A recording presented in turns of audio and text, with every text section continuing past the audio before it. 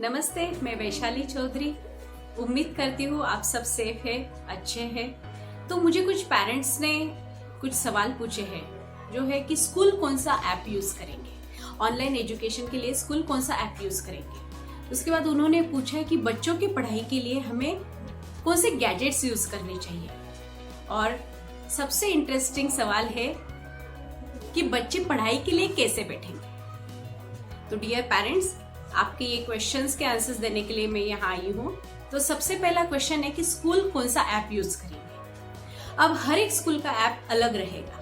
कोई school zoom app use करेंगे, कोई माइक्रोसॉफ्ट टीम यूज करेंगे, कोई गूगल क्लासरूम यूज करेंगे, कोई स्कूल हो सकता है कि और भी कई जैसे वेबएक्स है और भी कई ऐसे एप्लीकेशंस है जो यूज करेंगे। तो don't worry about the app, school decide करेगा उनको कौन सा ऐप यूज करना है और आपको वो बताएंगे।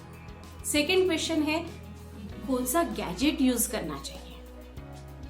तो मैं कहना चाहूंगी, अगर आपके पास लैपटॉप है आप लैपटॉप यूज कर सकते हो, अगर कंप्यूटर है डेस्कटॉप आप वो यूज कर सकते हो, अगर आपके पास आईपैड है तो आईपैड भी चलेगा, टैबलेट है तो बच्चे टैबलेट पे भी पढ़ाई कर सकते हैं, और अगर कुछ भी नहीं है स्मार्टफोन है तो ऑफ कोर्स उससे भी अपना काम अच्छे से हो सकता है, होगा।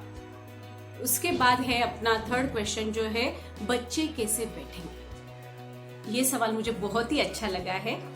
तो बच्चे कैसे बैठेंगे, पेरेंट्स में ये सबसे पहले ये बताना चाहूंगी कि ऑफ कोर्स स्कूल बच्चों के एज के हिसाब से उनका टाइम टेबल सेट करेंगे। उनके एज के अकॉर्डिंग उनको पता है कि बच्चे कितनी देर तक स्टेबल बैठ सकते, अच्छे से बैठ सकते, उस हिसाब से उनका टाइम टेबल बनाया जाएगा और आपको दिया जाएगा।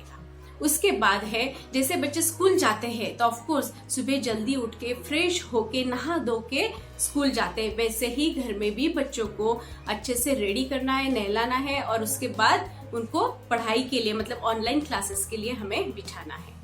अब है बच्चों के लिए अगर आपके घर में उनका स्टडी टेबल और चेयर है उनके हाइट के हिसाब से तो वेल एंड गुड। अगर नहीं है तो बच्चे जो भी गैजेट यूज करेंगे उसका आपको देखना है। अगर आपके घर में नेटवर्क का कुछ इशू ना हो या कौन से एरिया में, घर के कौन से जगह पे नेटवर्क बहुत अच्छा रहेगा, अगर वाईफाई यूज करते हो तो या फिर डेटा प्लान भी यूज करते हो तो कहाँ पे नेटवर्क अच्छा रहता है वो जगह बच्चों के लिए फिक्स करें।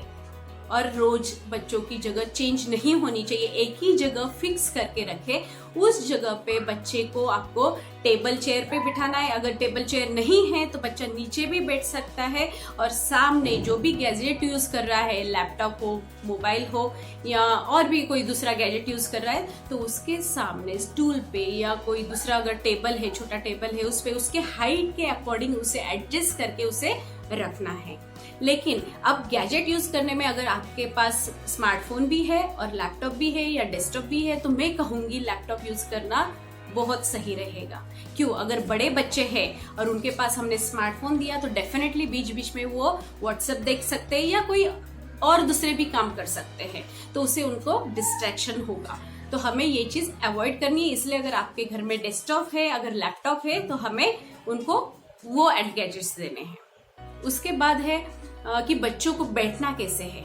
सबसे पहले तो बच्चे को स्ट्रेट बैठना है। बैठने की पोजीशन बहुत जरूरी है पढ़ाई के लिए। अगर बच्चे स्ट्रेट बैठते हैं तो जो भी नॉलेज वो टीचर दे रही है, जो भी टीचर पढ़ा रहे हैं वो अच्छे से ग्रास्प कर सकते हैं। जैसे अपने घर के टेरेस के ऊपर जो टैंक होती है उसका पाइप अगर स्ट्रेट हमने घर में लगाया है तो नल को पानी बहुत जल्दी आएगा, और अगर वही पाइप हमने टेढ़ा मेढ़ा करके घुमा घुमा के अगर अपने नल को अटैच किया है तो पानी आने के लिए टाइम लगेगा। वैसे ही अपने बॉडी पोस्चर जो है वो बहुत जरूरी है। तो इसलिए बच्चे जब पढ़ाई करते हैं पेरेंट्स, तब आपको देखना है कि वो स्ट्रेट बैठे ताकि वो अच्छे से ग्रास्प करे। ऐसा नहीं कि बच्चे बेड पे लेटे हुए हैं और टीचर पढ़ा रहे हैं। अगर टीचर परमिशन देती है तो वीडियो ऑन रख सकते हैं, बट मैं बता रही हूँ अगर टीचर ने बताया तो ही बच्चे का वीडियो ऑन रखना है। अगर टीचर बोलते हैं वीडियो ऑफ रखना है तो ऑफ कोर्स आपको वीडियो ऑफ करके रखना है।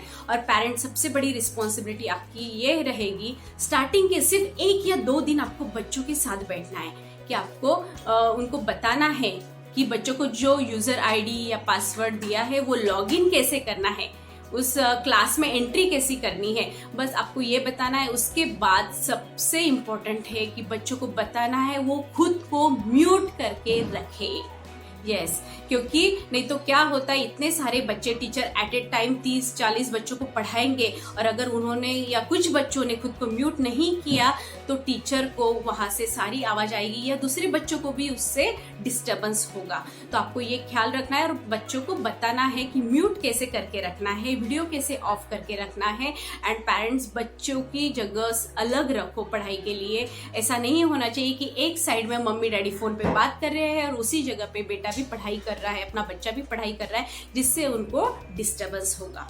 तो पेरेंट्स ये कुछ चीजों का आपको ध्यान रखना है। उसके बाद बच्चे स्कूल जाते हैं तो अपना स्कूल बैग पैक करके जाते हैं। जैसे आज के दिन में कौन कौन सी क्लासेस होने वाले हैं, उस क्लासेस के notebook, text book, compass box वो अच्छे से अपने साथ बैग में पैक करके लेके जाते हैं। वैसे ही उनको बताना है अभी जो टाइम टेबल मिलेगा, एक दिन में जो भी क्लासेस है वो क्लासेस के बुक्स बच्चा अपने साथ बैग में या अपने बाजू में पहले ही रखे और एक water bottle.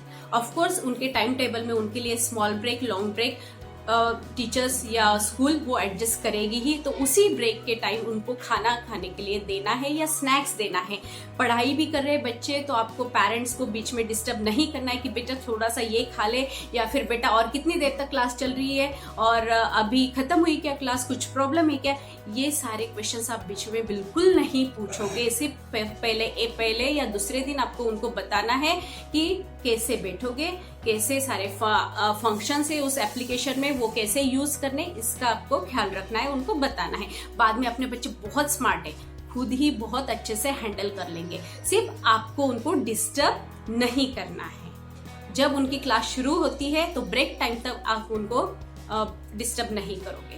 Second important thing आपको बता के रखनी है उनको, जो है इंटरनेट इशू। हो सकता है अगर छोटे बच्चे तो उनको समझ में नहीं आया क्या हो रहा है, टीचर की अभी आवाज नहीं आ रही है, वीडियो तो बीच में स्टॉप हो गया, तो अब क्या करना चाहिए, तो उनको बता के रखो कि नेटवर्क के इशू की वजह से ऐसा हो सकता है। सो डोंट गेट पैनिक, या उनको मतलब डरना नहीं है या ज्यादा सोचना नहीं है, फिर से वो लॉग इन कर सकते हैं।